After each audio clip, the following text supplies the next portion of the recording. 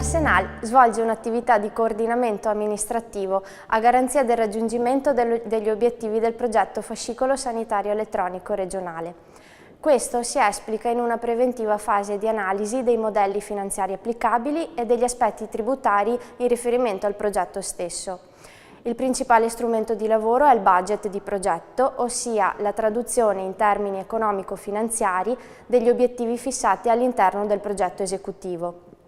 Fondamentale quindi è un controllo e un monitoraggio continuo del rispetto del budget progettuale mediante l'utilizzo di appositi strumenti di budgeting. Attraverso l'analisi dei dati contabili consuntivi trimestrali vengono analizzati gli eventuali scostamenti e apportate opportune misure correttive. Altra importante attività è l'attività di reporting. Come previsto da contratto quadro, Arsenal ogni 6 mesi redige un documento di analisi di tutte le attività svolte nel semestre di riferimento che trasmette all'unità di regia per il controllo e l'approvazione.